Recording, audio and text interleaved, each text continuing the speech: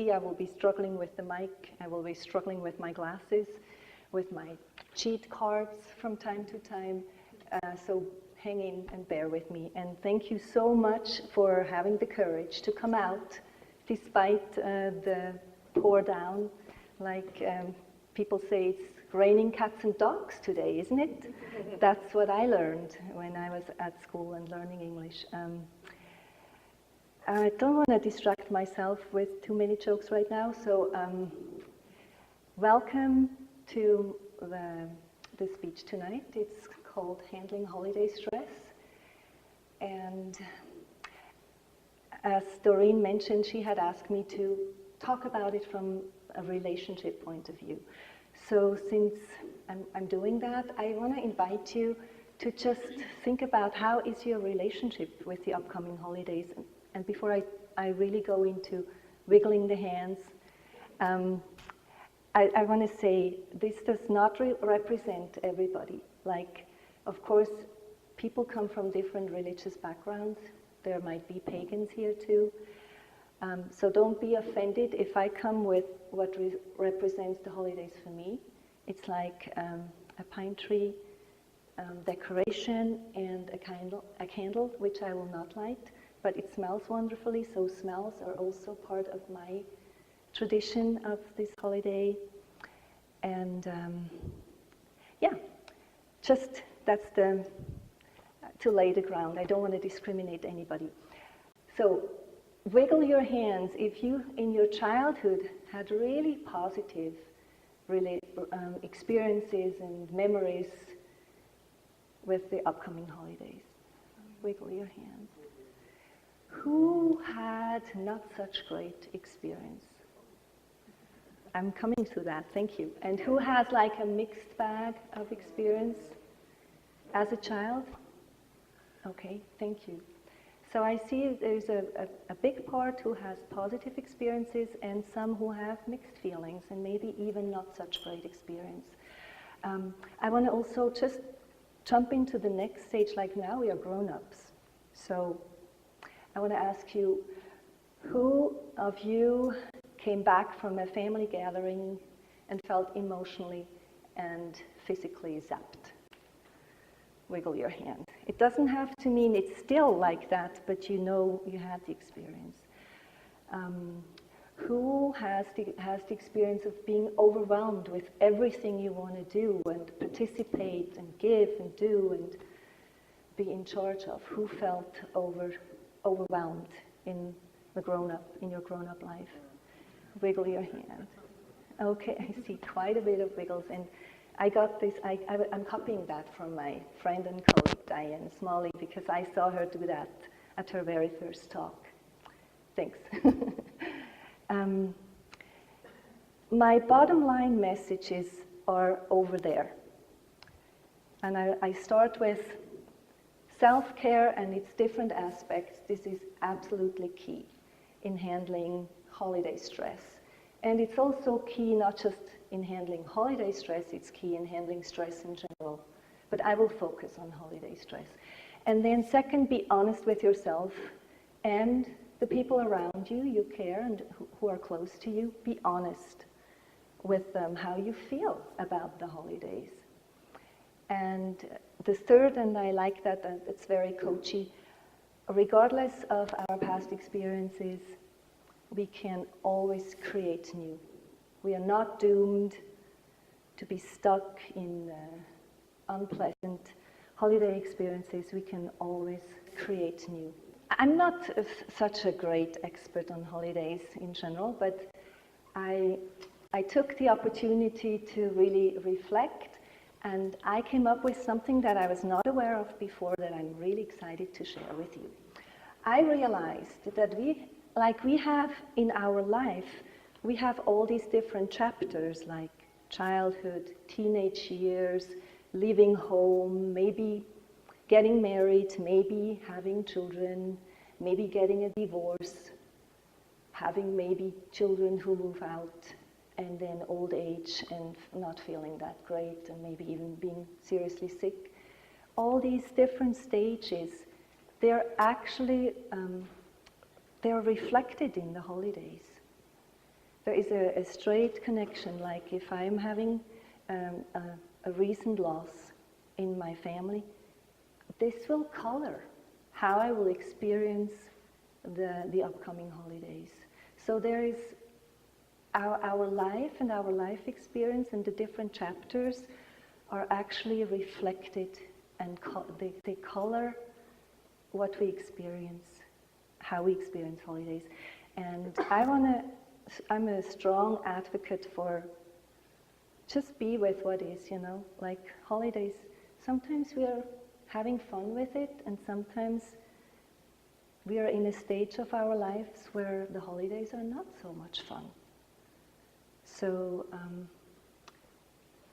being honest with oneself can be a good start to experience the holidays as a new and not so bad experience. So I found out that the holidays provide us with a lot of tradition, but they also keep us on our toes. Because if we do not adjust with our attitude or even with how we celebrate, if we hold on to something from our past, we can be miserable during the holidays. Like if I'm still holding on to my childhood and how things were back then, might be miserable because it's not going to be like that anymore. Maybe I have no children, or maybe my children have moved out and they are so busy or so far away they can't even come and visit. So with this perspective, it actually gave me a new perspective on the holidays, and I like it that they keep us on our toes. They keep us fit for life in a way. So this is what I want to share with you as an entrance. So I don't know exactly what your challenges are with the holidays, why you are exactly here, but I want to talk about some general challenges. I have mentioned that, like, if you have lost a beloved family member, or if you have sudden changes in your life, like a divorce, or if somebody close gets seriously ill, seriously sick, this has a big impact. But I will not talk about that tonight. So if you have if you're still deeply grieving because you just have had a recent loss, I recommend that you stay in touch with hospice, and Roland Holstein, I think is his name. This year he does not provide a grief and holiday group, but maybe next year. But anyway, if you need help with that, he is a great resource, and hospice in general is a great resource. You will find that information on your handout.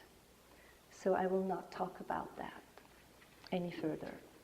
If you are experiencing like you have so many things to do and you want to do this too and bake the cookies and prepare this and that and your business is really busy, that is a time where you have to consciously create little islands, either during your day or during your week, where you recharge your batteries.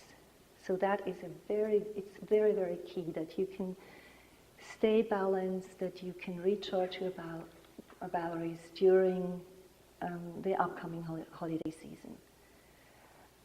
You know best how you do that, what helps you. Some people like to knit, others like to go on a hike, others like to meditate, whatever it is. And for those who are really good with having to-do lists, put that on your to-do list. Break, breathe, go for a hike. Just make sure that you incorporate that in your life. It's simple and very powerful. The other part is, as I had said already, be honest with yourself.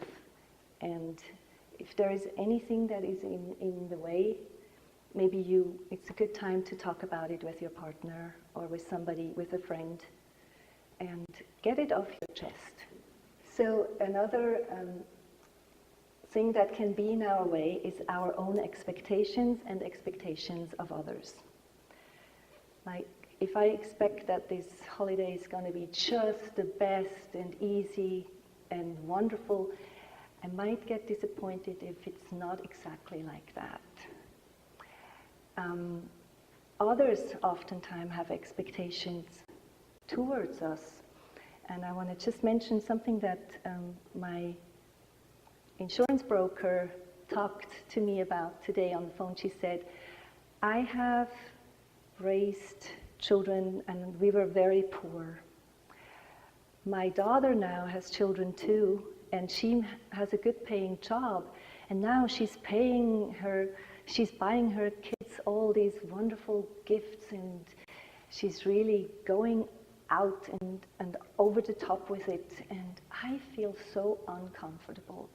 I do not want to, although I could, I do not want to buy into this commercial aspect of the holidays. What shall I do? And this is in general, like when you come up with expectations around holidays, it's a good time to go into, and that's the antidote to it, go into what is important to you. What is important to you about this time of the year? What is meaningful to you about this time of the year? And I want you to take a minute, take the time, I will give you a couple minutes, where you write down what is meaningful for you around the holidays. You don't have to share it with anybody, it's just for yourself. And you might not have enough time to write everything down, so it's just a start, it's like a seed. You can always go home and do more about it, about thinking about it and reflecting about it. So anyway, I asked that question, I asked the broker that question, what is meaningful for you? What is important to you? And she came up and she said, oh, I loved when my children were small, I baked cookies with them, and then we would surprise our neighbors with them, and we had such a wonderful time. And so I said, why don't you go ahead and do that with your grandchildren? She said they were 5 or 6 years old, so it would be a perfect thing to do with them. So I want to encourage you, if you have children and you feel like overwhelmed with all the commercial aspect of the holidays, that you have the courage to do what is meaningful to you. Like, for instance, we did some presents for our son, but I also really like to go to a movie together, like a family movie, Christmas movie, or there is always great movies out during that time.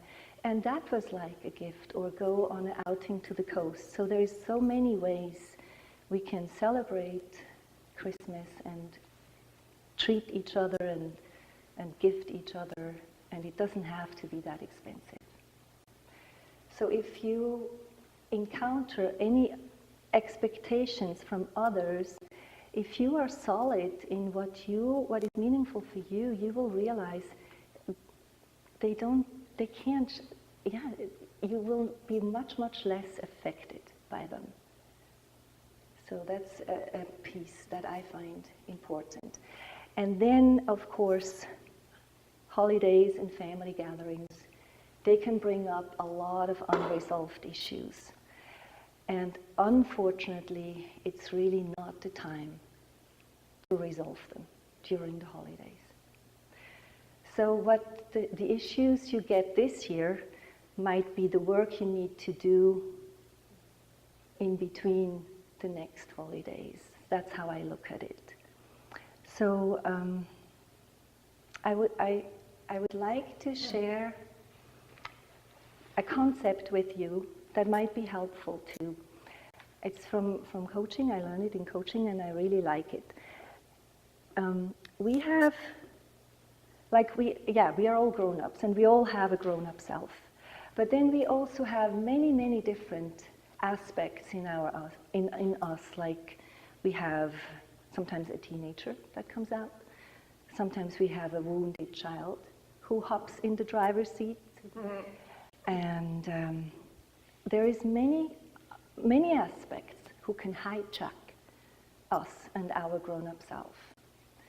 So becoming aware that this can happen, so when you get especially triggered, or a family member can especially trigger you, just check in with you and try to find out which aspect of myself is ready to hop in the driver's seat.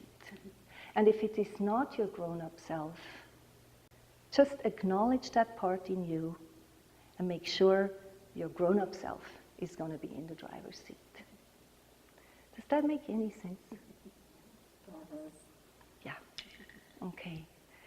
So I can make an example from myself. Like, I have a brother who is the older brother, and when I was a kid, he never missed a chance to put me down, let me feel how small and stupid I am. And you can imagine, when I was in my early 20s, I still went home. My mother would invite. My brother did his little number on me. You can imagine which part came out. First, it was my wounded child, and then it was my teenager, like this. And I tell you, sometimes we even got into a fight. And at the same time, I knew it's not really cool, because I'm messing up the peace. And it's really not the place to do that. But that is a good example. I was not in my grown-up self. I didn't know about that. If I would have known, maybe I would have been able to handle it differently. I'm not saying it's easy.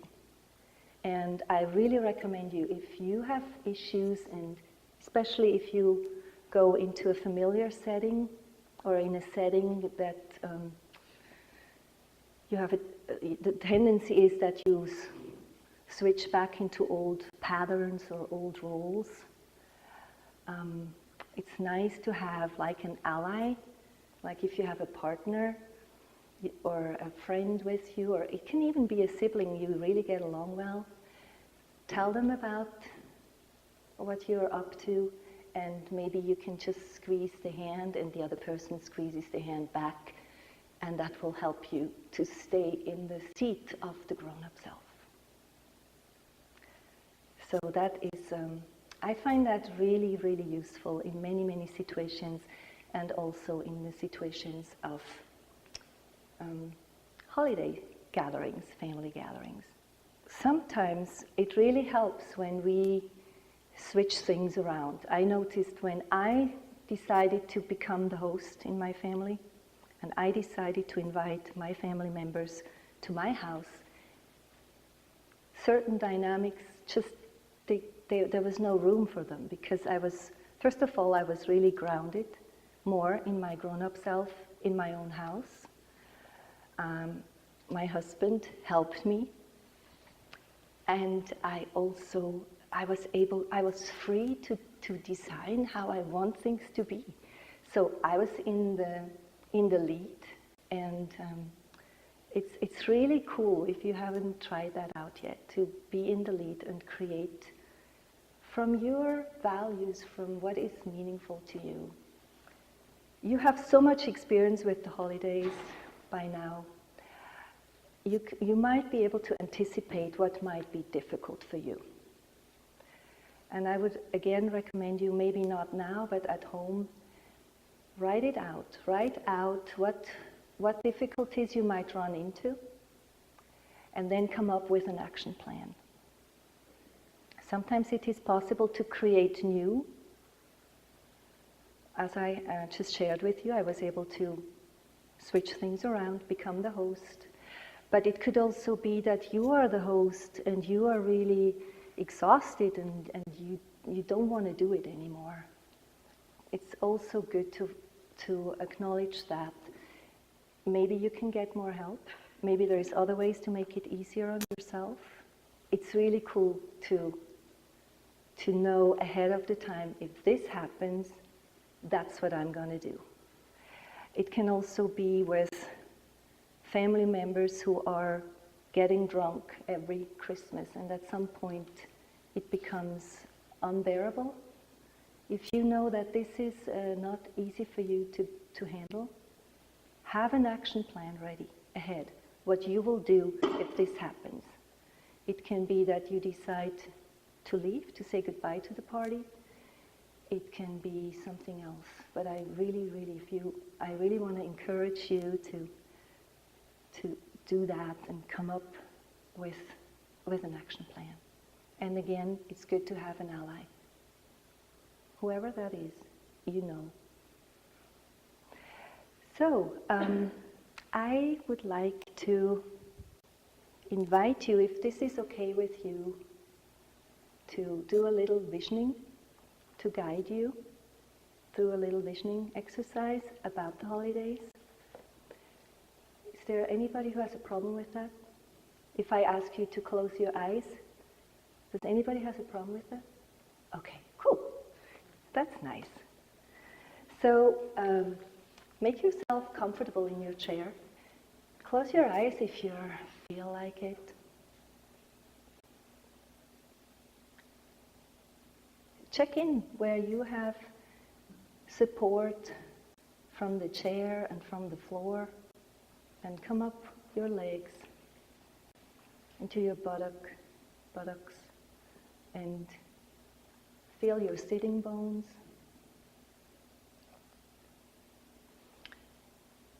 Feel your belly,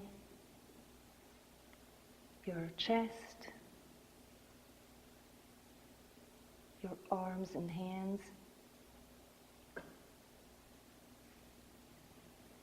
your neck and head,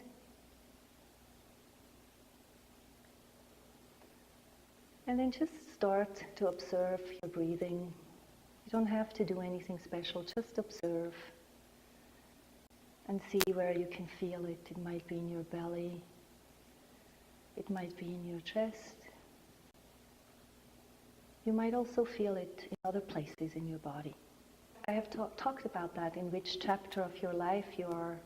So acknowledge in what kind of situation you are this year around the holidays. And next I will invite you to imagine how the perfect holidays might look like from the place you're in right now. Where would you like to celebrate them? Try to get a clear sense of the place and the atmosphere. What do you see? Is it decorated or not? Notice the light, the colors. Maybe there are smells. And who is with you? What are you doing together?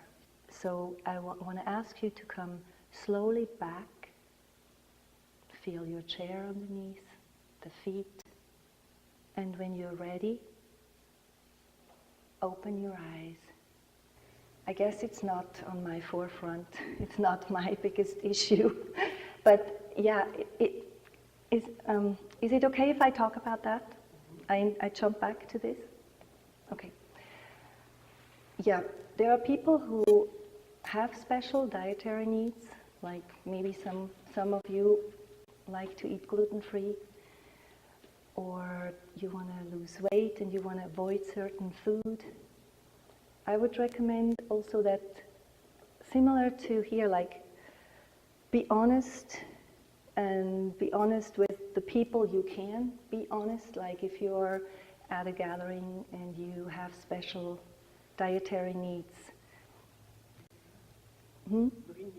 bring your own, or talk to the person who is inviting and say, look, this is the situation with me, I don't want to put any burden on you.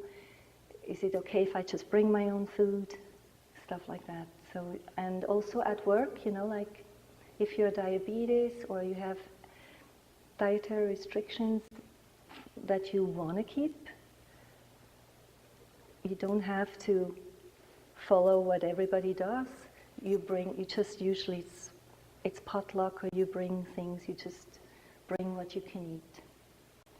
So I wouldn't make too much out of it. It's just something that is important to you, like it is important to me to light candles, you know. It doesn't matter what it is, as long as you know that this is important to you. being your grown-up self and just take care of yourself. So it's another aspect of taking care of yourself. So I would really say, I would invite you during this season, all these different aspects of taking care of yourself, like taking breaks, being prepared for challenging situations around the holidays, your dietary needs. It's really good to do that, and I'm sure it will feel good, and you don't have, at least you don't have to be disappointed about yourself, you know, like sometimes we can't change things, or we don't have a say in certain things, like we don't want to, like for instance, there were times where I felt like I don't want to go home anymore, but I did go home because I didn't want to offend or hurt people. So it's the only chance I had was like changing my attitude about it, trying to come from a, oh, I forgot, that's really cool, being really, really generous with yourself. Generous, understanding, empathic. Start with yourself and then let it spill out to the rest of your family, including your partner. Just be really generous with forgiving, with saying, okay, I see you're in a bad mood. I don't have to react. I'm in a bad mood. I just want to let you know. It's just, it can make a big difference. Generosity. Yeah, so it's, I think I covered what I wanted to talk about.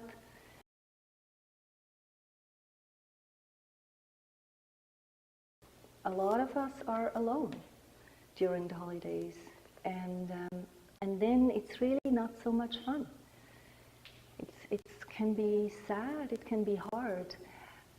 What I have experienced that myself, and I decided to have a dinner party. So I am now inviting friends, because my family is far away. It's too far away for me to go right now. My husband died, so I invite friends. And it's actually a habit I started in Switzerland as an antidote to going and see my family when I was still not so cool with it like I am or could be today. I went to my parents, endured my brother, and then I had my friends coming the next day or the day before. So I knew I'm safe, you know. I was able to see my friends, we would have fun, we would go out, we would play cards, it was a potluck, it was easy, it was fun. So I'm very thankful that I was able to establish that in Switzerland.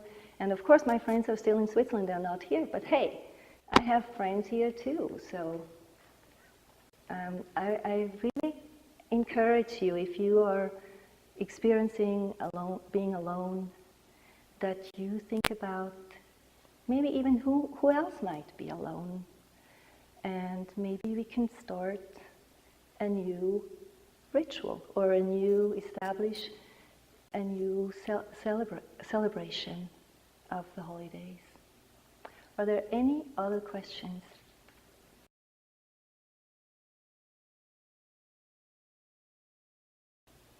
Is there any? Or are those older people who stayed home who have all those challenges? Yeah. I've not celebrated Christmas for over 30-odd years because I was in a different social group than we actually celebrated solstice. I can do loud. We actually celebrated solstice, and when my husband died, the social group that were part of that disappeared. And so for the last 4 years, I've been looking at trying to fit in to Christmas celebrations again, and it's not working. And so I'm interested in what you're saying. Maybe there's more I don't know what else I can do, because I'm not going to go back and do the Santa Claus and all of that jazz anymore. I mean, it's just so foreign to me, but it ostracizes me from other people who would have that happening in their house. And I'm trying not to be too challenged by Christmas, but I don't even like to go to the store after from Halloween on. So I'm looking at I don't know if you have any further suggestions, but I'm really struggling with, well, where do I fit anymore? I would recommend you that you start this conversation among your friends. Start them among friends that might be in a similar situation like you are. You might be surprised how many open doors. You might be a door opener for a lot, not just for yourself, but also for others. It's something that you can give a try. Or you can also, sometimes, Arlene, it's also okay to be alone. And I have done that too. And I just was listening to really nice music. I lit candles. I journaled. I was drawing. I just had a good time with myself. Hey, if the others are not there anymore, or are not around, or are not interested in it, why should I miss out?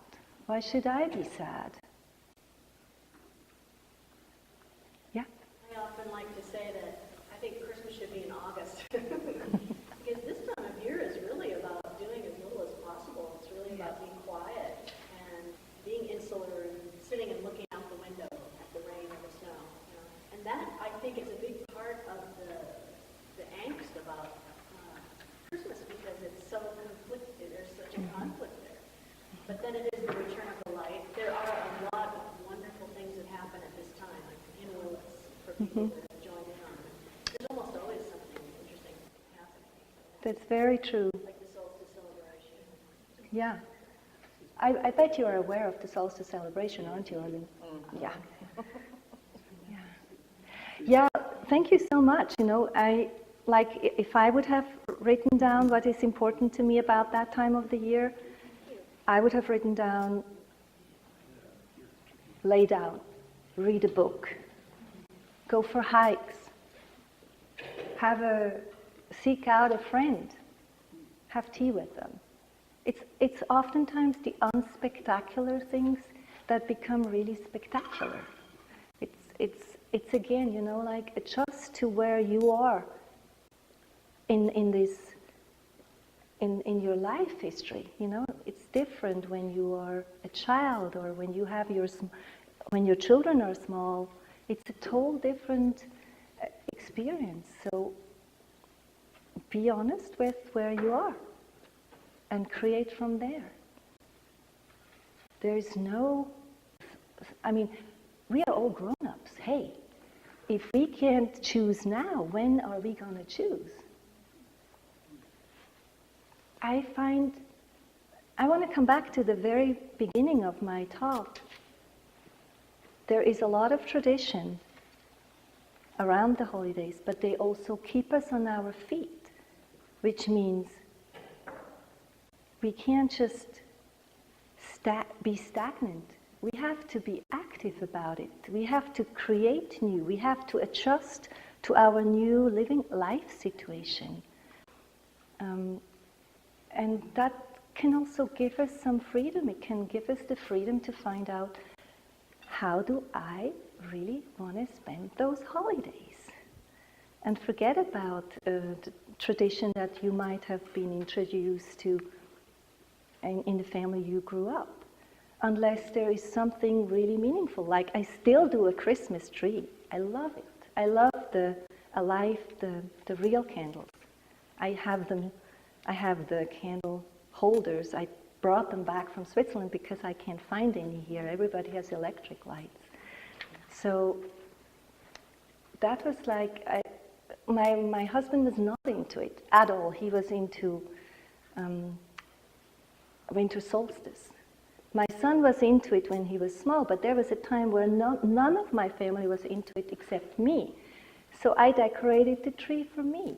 And I found, of course, they liked it also, and sometimes they would sit with me. But oftentimes I found myself sitting alone in front of that tree, lighting the candles, listening to music, and it was just me. So, Doreen? I'll add that for me, little personal rituals are really important this time of year. As my family, which started out small, has gotten smaller and smaller, I find that what has a lot of meaning is little practices that I have that I can look forward to. One of those is every year I go down and at Christmas time, sometimes during the year, but always at Christmas, I go buy lots of cases of dog food and cat food that the town needs and deliver it myself. And I love doing that, and it's something I look forward to. I send out New Year's cards wishing people I love and care about a Happy New Year's, a personal message. But little tiny rituals are things that I look forward to, as well as any other holiday events that may happen. Thank you so much for sharing. Do you think that was on the camera? No. Well, she shared that she's doing, she does her own rituals, like bringing food to the dog pound and cat food and sending Christmas cards out, and she really is actually looking forward, although her family is getting smaller and smaller. Yeah? I just wanted to offer, I don't know if anyone else has mentioned this, but sometimes when you're unable to be with people that you love in the holidays, like when I was in LA, I couldn't go home and see my family, and so I got into a real funk, and I thought, okay, how to get myself out of this, and I thought, let me go volunteer and help those who are less fortunate than myself. And I went down to a shelter at the beach where they were giving out free meals. And I was still kind of in a funky mood because I was like, what am I doing here? I should be home with my family. I was having all this kind of self-talk. And then this whole little train of little Latino kids came in. And it was like the oldest was this like 9-year-old little girl. And then it was like 7 of them, tick, tick, tick, tick, tick, right behind them. And they all had on their Sunday best. They were so precious. Their mother was ill at home, unable to feed them, and sent them, here they come in their little Sunday best, holding, with their little princess dresses and holding hands. And they were so scared, they only spoke Spanish. And I was the only person there who spoke Spanish. And in that moment, it's like I was able to comfort those children, I was able to talk to them and make them feel welcome, and that was the moment that for me, it was like Spirit said, this was the reason that you were brought here.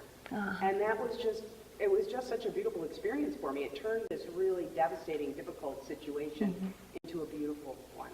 So sometimes that can help too. It's another really beautiful example of being in the lead, not letting yourself and abandon yourself in the funk. You stood up and you came up with a cool idea, what else you could do. And you had magical moments with it. Wow, that's really cool. Is there anybody else who has a question? Yeah, Martin? I don't know if it's a question, but last year I lost my son, and this year I lost my mom. And I just struggle. It just won't go away. I just keep thinking, well, maybe I won't even be here next year. And that's what seems to be affecting me. I just don't even want to have Christmas. Yeah. But I put my tree up and I put my lights up and I put on Christmas music. And those are the 3 things that make me the happiest about Christmas, are the lights and the music. But it's just this kind of overwhelming feeling that just kind of, I don't know how to get rid of it. Is there still a friend around? Well, I have friends, but... Or anybody that is close to you that you would ask if they would spend part of Christmas with you? Or a dinner with you? I have lots of grandkids. Okay. No, I can have, I don't even know how to describe it. It's just like, what's the meaning of life? It's just all of a sudden hitting me, and I'm old, and I hate being old, and I'm not dealing with it very well this year, that's all. Yeah. I just feel like life's passing by. Yeah. I think it's great that you can allow that you can be honest like that. Sometimes it's enough to acknowledge what is. And maybe it's not going to be such a great Christmas for you this year. but it might also change again. I think that the fact that you have the Christmas tree up and that you can listen to music and light the candles, just be with that. And when you do that, take it in fully, like with every part of your body. And it's also a way of being at peace with that it's a hard one this year. You're entitled to it. Yeah. Yeah. You're entitled to be mad if you feel angry. And you're entitled to mourn if you feel sad. Mm-hmm. And it can be really tough. And you're not alone. All of humanity is with you because we all go through it. Yeah. Thank you. That's very nice said. It's part of being human. And it seems like you can handle the alone pretty well, actually. Well, I'm used to being alone. Uh-huh. I still want to invite you to think about if there is anybody you would enjoy the company. And invite that person or ask that person. Okay. Maybe it's just going on a hike together or having a cup of tea together. But I would recommend you to give yourself that little gift. Let me add one thing to that. Mm-hmm. I lost a very dear friend of mine 2 weeks ago, and I have spent every holiday with her for decades. Wow. And so this holiday time, I'm not going to forget her. So we have a little altar with her photographs and candles, and so she's part of the acknowledgement of this time of giving thanks and this season of life and blessings, and acknowledging people that may no longer be in our life the same way as a blessing makes me feel less lonely for her and helps in the grieving process. Thanks for sharing. Man, there's so much wisdom here. So much good experience and how to handle holiday stress. Very resourceful. Yeah? Doris, one thing I want to say also that I know helps a lot with depression and loneliness in the holidays is go to the animal centers, to the Humane Society, and hang out with the dogs and walk the dogs through there. So much love for each animal. It heals your heart. It does heal. And I love that my mom was alone, and people that live alone. Pets makes a difference in your life. And if you don't have the ability to take a pet on, or the capability of taking a pet on, Yeah. but just to be around animals is really pretty healing thing. And because their tails wet all the time. It's all loving. And they do give back a lot. It doesn't fill that hole from a loss of a loved person. Yeah. Mark, for your son, I know that the hole is there, and it takes time to heal that, if it ever does. The animals are just really, and they need so much love right now, because there's so many of them out there that have been abandoned, and in the hard time that we live in, and animals give back so much to us. So the shelters always have an open door for people to come in and pet the animals, love them, walk them, and it makes a big difference in your life as well. Be surprised that it touches them, but it really touches us as well. We get back what we give. Thank you so much. I want to invite you to take home what you can use, Maybe there are things you can't use this year yet, but maybe next year. So just take home what resonates with you, what you feel like, yeah, actually I can do that. And like that, I want to finish my talk, and I want to thank you very much again for coming out and sharing, asking, and being yourself. Thanks.